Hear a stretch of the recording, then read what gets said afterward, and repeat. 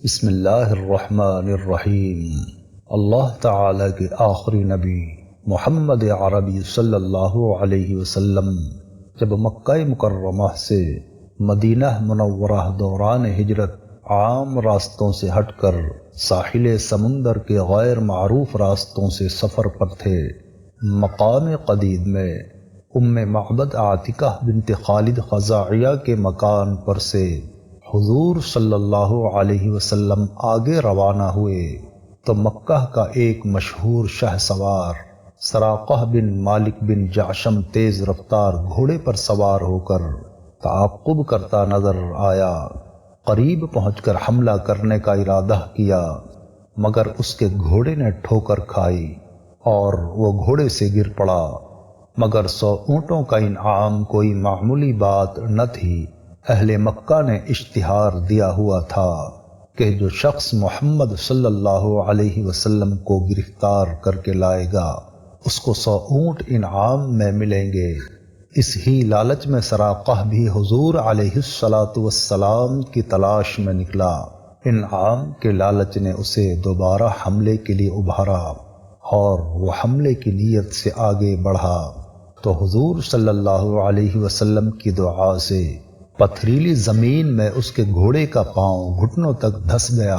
سراقہ یہ معجزہ دیکھ کر خوف و دہشت سے کانپنے لگا اور امان امان پکارنے لگا۔ رسول اکرم صلی اللہ علیہ وسلم کا دل رحم و کرم کا سمندر تھا۔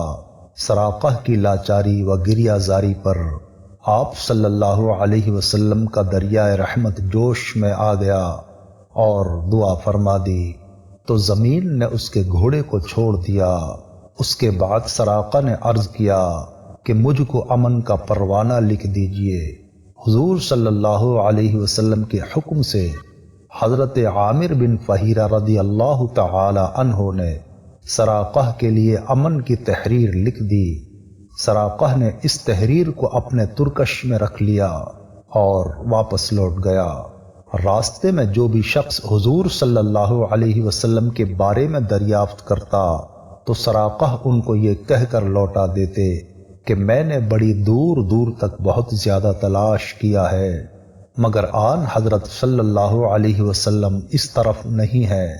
واپس لوٹتے ہوئے سراقہ نے کچھ سامان سفر بھی حضور صلی اللہ علیہ وسلم کی خدمت میں بطور نذرانہ پیش کیا، مگر حضور صلی اللہ علیہ وسلم نے قبول نہیں فرمایا۔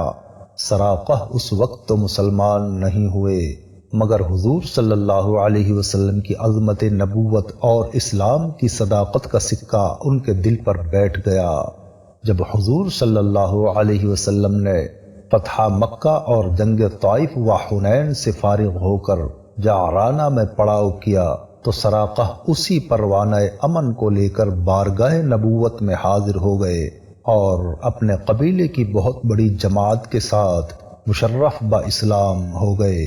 واضح رہے کہ یہ وہی سراقہ بن مالک ہیں کہ جن کے بارے میں حضور صلی اللہ علیہ وسلم نے اپنے علم غیب سے غیب کی خبریں دیتے ہوئے یہ ارشاد فرمایا تھا کہ اے سراقہ اس وقت تیرا کیا حال ہوگا جب تجھ کو ملک فارس بادشاہ کسریٰ کے دونوں کنگن پہنائے جائیں گے۔